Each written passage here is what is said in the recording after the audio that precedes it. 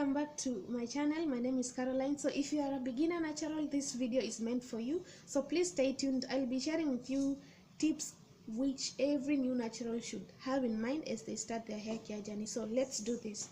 I have my notebook right here with me, so we'll be talking through the whole video. So please, I'll be talking to you about 10 tips, 10 tips that you should have in mind as you start your natural hair care journey. And the first tip is to know your hair type. Knowing your hair type is very important because that determines the type of product you'll be using, and everything else, from styling, from washing to styling. So you need to know your porosity, if you have low porosity hair, high porosity, or normal hair porosity, because that will help you know what type of product to use. If you have low porosity hair, it means that you have to use lighter products. If you have high porosity hair, it means you have to use heavier products. If your hair is normal in porosity, you can use any product as long as it works for you. You also need to know your density the density and thickness of your hair, because if your hair has thinner strands, it means that it's highly fragile, so you have to handle it with care. You also need to know that if your hair is of thicker strands, it does not mean that it will not break, but it means that you have to use like heavier type of products. So that is something that you need to know before you start your hair care journey. You also need to know the products and the steps involved in your hair care journey. That is our second tip. By that I mean the steps is from washing, pre-pooing, washing, conditioning, deep conditioning, doing protein treatments, doing rinses. So you have to know what is included in each of the steps. Not everybody knows what pre-pooing is, so it means that you have to find the meaning of pre-pooing. Washing, everybody knows how to wash their hair, I think everybody knows, but there is the technique that you have to embrace when you are cleaning your hair. It means that you have to apply shampoo on your roots or on your scalp, then clean thoroughly the scalp, then let the shampoo flow down on the rest of the hair. Do not rub the shampoo on the rest of the hair, because it will strip the the oils that the hair naturally produces, and then you will find that you have very dry hair when you are done shampooing. Pre-pooing is generally applying a lot of oil on your hair and scalp. That way the shampoo will not cause any harsh effect on your hair, so your hair is protected. And also the benefits of each type of oil is also will also benefit your hair overall. If it is castor oil, it means hair growth and such, so you need to choose the oils wisely. So when it comes to deep condition, it means that your top 5 ingredients matter, but it has to start with water. Then if it's a deep conditioning treatment with a protein in it, it must be balanced, but you have to know what type of protein is in there. They are usually silk protein, there is keratin, but it must have the name hydrolyzed protein. That way you know it's a deep conditioner with a protein in it. If it is just a protein treatment, it must have the hydrolyzed protein in it. If you are doing homemade protein treatments, they do not penetrate the hair, because the size of the molecules in them, like in mayonnaise or in avocados or any type of homemade protein treatments, the molecules are higher, they are bigger, so they just work on the outside of your hair. But if you want a protein treatment that goes into your hair strands and nourishes the hair from inside out, that must be a hydrolyzed protein. So you must keep that in mind. You must also learn to avoid the type of ingredients that everyone talks about, like you must avoid sulfates, you must avoid parabens, mineral oils. For petrolatum, I still use my Blue Magic, so it depends what kind of benefits you are looking for in your hair. So it is your choice to decide if you want to leave it out, or if you want to continue using. Another thing is you can include clays in your cleansing regimen, like Russell clay, bentonite clay, and everything else that um, even apple cider vinegar. Some people leave out shampoos and decide to use apple cider vinegar, but you have to weigh and know, does your hair benefit from just the apple cider vinegar only, or you must cleanse your hair. But I recommend that you just shampoo your hair on a regular basis. If it is once a week, do it once a week faithfully. If it is twice a week, just do twice a week. You also have to focus more on your scalp when cleansing. So if your hair is low in porosity, it means that you might have to deal with build-up a lot, so you have to cleanse your hair thoroughly and frequently. But again, it's also the practices that you do on your hair is what matters, or is what determines how many times you will clean your hair. So if you are like moisturizing or styling, do not apply products on your scalp. Just apply on the rest of your hair, but leave the scalp alone. If you have to oil your scalp, you have to do it when you feel your hair, the scalp is really dry, because some oils are not natural oils, and if your hair is not producing, if your scalp is not producing enough scalp for the rest of the to nourish the rest of the hair, it means that you may start oiling your scalp. But you need very, very natural oils.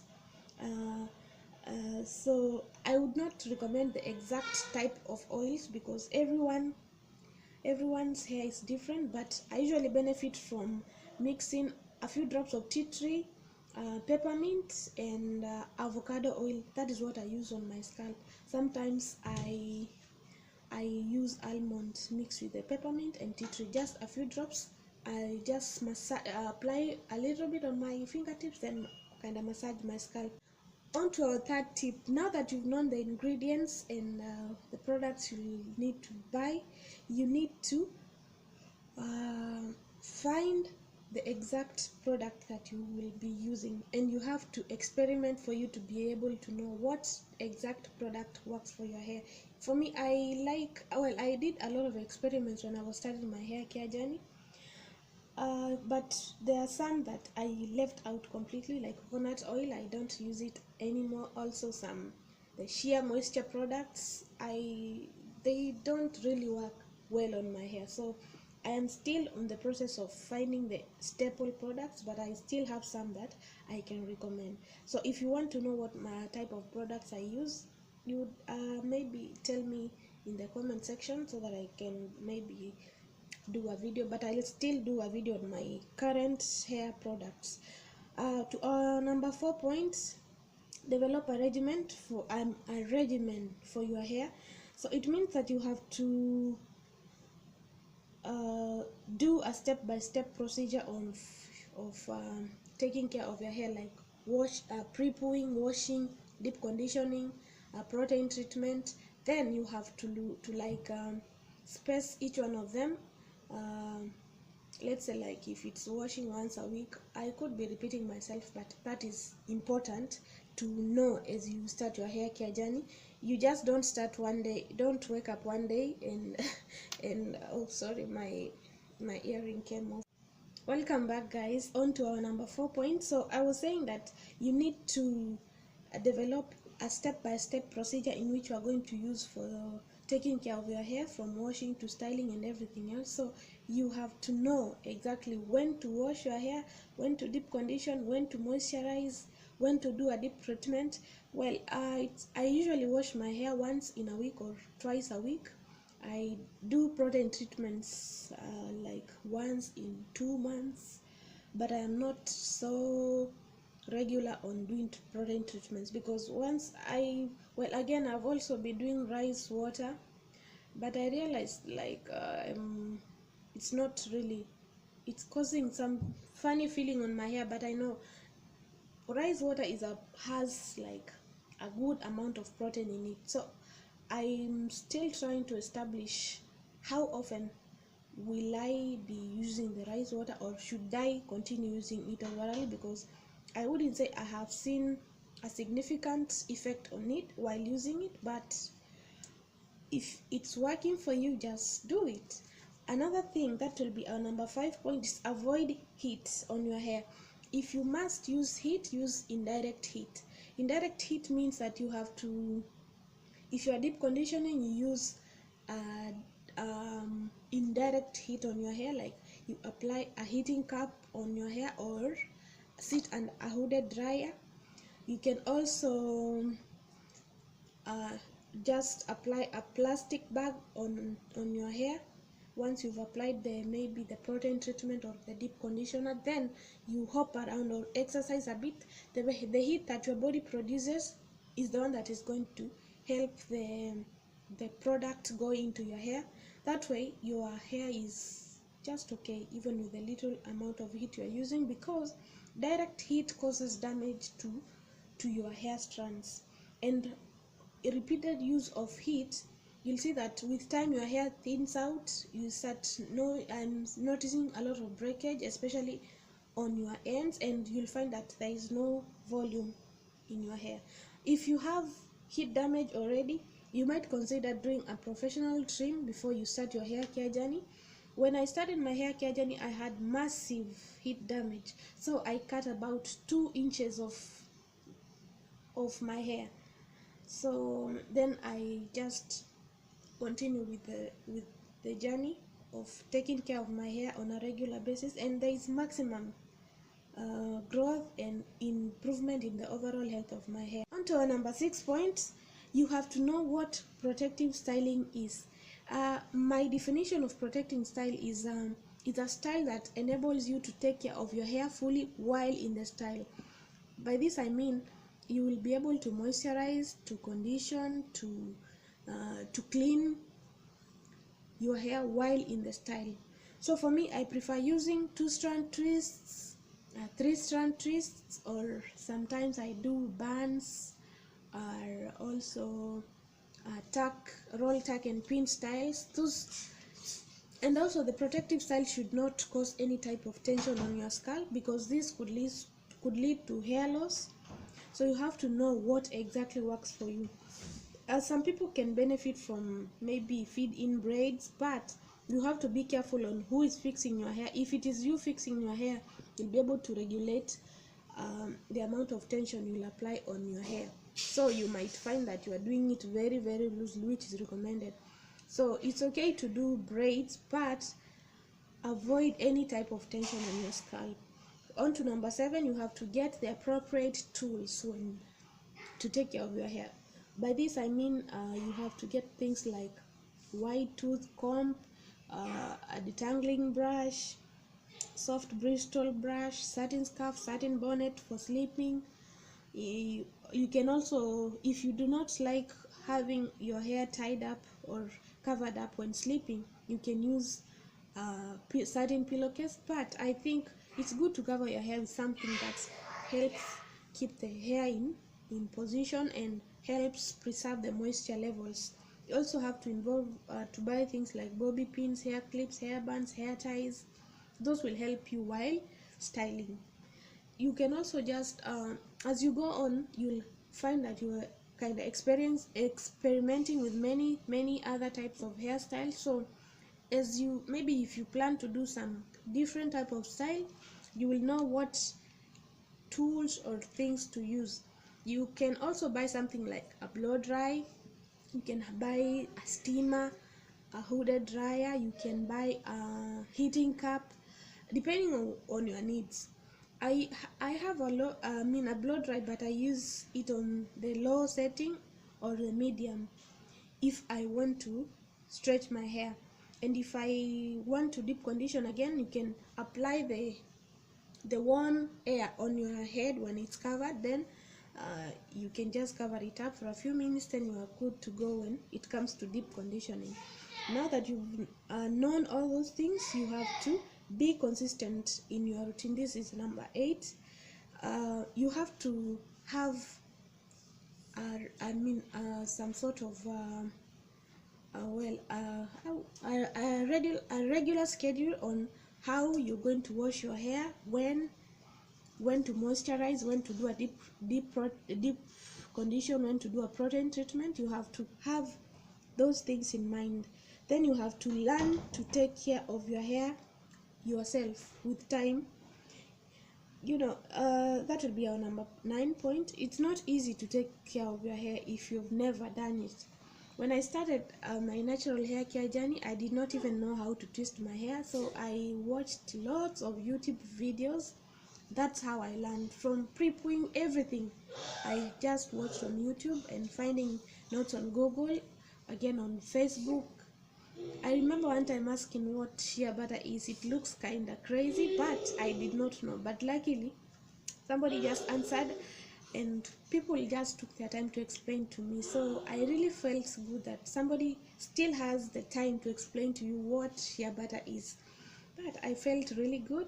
So it's good to know these basic things like doing twists, doing 3-strand twists, just like rolling and tucking. You have just to know the simplest types of styles you can do on your hair if you are really planning to go natural, because not many people will tell you that they will braid your hair when it is not stretched using a blow dry. Not very many people. So you have to learn to wash your hair and wash, and then go on all the other steps to styling. So you have to learn to do that. Then our 10th and last point, moisturize your hair on a regular basis. I moisturize my hair every other day or every 2 to 3 days, depending on how my hair looks like or depending on the style I'm having. I also have a recipe on a very simple hair moisturizer that you can check it out and maybe try on your hair. It has really helped me when it comes to the L part of moisturizing. It also helps me in my itchy scalp. I have itchy scalp and I cleanse my hair every week, but I find that my scalp gets very itchy. So if you need to check it out, please, I'll link it up here, so please check it out. Hey guys, welcome back and thank you for making it to the end of the video. I have 2 bonus points for you guys.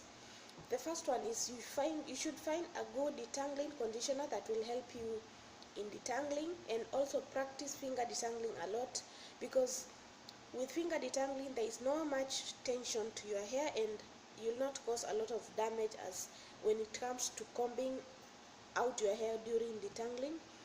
And also it's good to have some sort of morning and night routine for your hair, which includes like spritzing your hair with a type of moisturizer. It could be water mixed with aloe vera juice, an oil, or just plain water. But it's good to apply a little bit of oil after spritzing so that you seal in the moisture. You can also apply a little bit of oil on your scalp, then on your fingertips, then massage your scalp before you sleep. This will help increase blood flow to your scalp, which will subsequently help increase the rate of hair growth, or also make your scalp healthier, therefore making the environment good for hair growth. So thank you for listening and making it to the end of the video, and please subscribe to my channel, comment, like and share the video if you like it. Bye bye and God bless you.